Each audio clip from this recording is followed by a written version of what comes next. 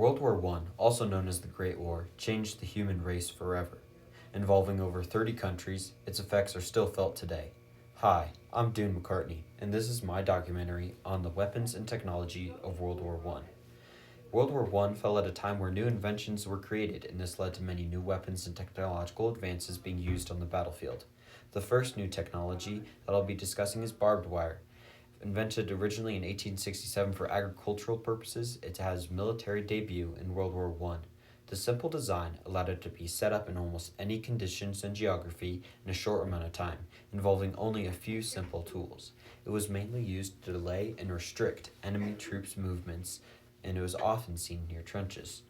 Barbed wire was set up at night in almost complete silence and was very effective against infantry.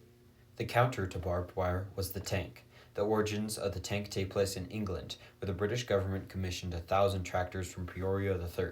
These tractors were remodeled to use treads, be completely covered in armor, and have offensive capabilities as well. According to a 1916 the Ogden Standard issue, they hurdle trenches, crawl over shell craters, and walk through forest unhalted by intense gunfire. The tanks, able to traverse any terrain and smash through barbed wire, were certainly a threat to be reckoned with. Underneath the tank's unstoppable rolling treads, trench warfare was fought. A revolutionary breakthrough was the use of poison gas by both sides in the war, originally by France, mostly by Germany. While causing less than 1% of all deaths, the fear factor of the gas was formidable. Usually launched with artillery, the shells would explode upon impact and release the gas into the trenches. These gases included tear gas, chlorine, phosgene, and mustard gas. Tear gas was used earlier in the war, and mustard gas was used for most of the war. While most of these were not lethal, exposure would cause horrifying effects and long-term hospitalizations for thousands of soldiers.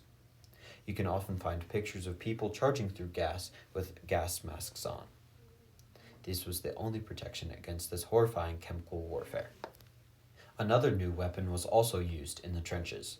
The flamethrower was experimented with by the Germans after an advancement in the battlefield. The use was to find and kill enemy soldiers hiding in the trenches without damaging the structural integrity of the trench. These were more effective than using grenades to clear out Allied soldiers. Above the trenches, barbed wires, and tanks was another new type of technology, the airplane. After the Wright brothers' first flight in Kitty Hawk in 1903, the use for airplanes exponentially grew. At the beginning of the war, the newly invented biplane was used mainly for reconnaissance. But because of the lack of forward advances across the trenches, airplanes were essential to see behind enemy lines. Pilots used cameras to take pictures of enemy formations and sometimes carried weapons. But as the war progressed, both sides began to incorporate air-to-air combat to shoot down enemy spy planes. This was kickstarted by the invention of the interrupter, allowing a machine gun to be mounted on the plane and fire through the propeller blade without hitting the blade and causing the airplane to crash. Most notably, the Red Baron was the highest scoring ace of either side in the war, with over 80 planes shot down and recorded, probably much more off the books. He was killed in action in 1918, and even though he fought for the Germans, the British soldiers had honor, and he was buried with full military honors at his funeral. Airplanes often fought later in the war in squadrons and formation, and then would break off into individual dogfights. Aces were celebrated by the country as heroes and often used by the government for propaganda and to get more people to join the war effort.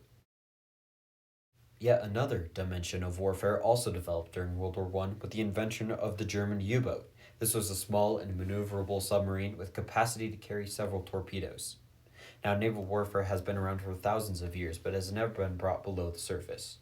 The German U-boat could travel at the surface, offload crew members and torpedoes from ships and docks, and then dive all the way down to 230 meters deep at speeds up to 17 knots. Designed to punch holes in the British blockades surrounding Germany, they sunk any ships they found, including passenger ships. One passenger ship that was sunk had 128 Americans on board, which were among the 1,200 people that were killed.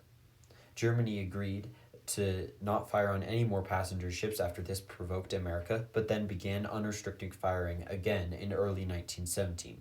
This broke diplomatic relationships with the US and eventually pushed America into the war against the Axis powers.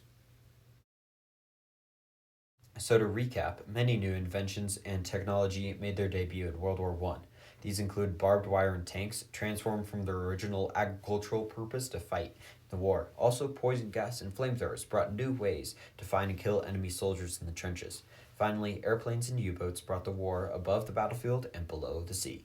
Thank you for watching.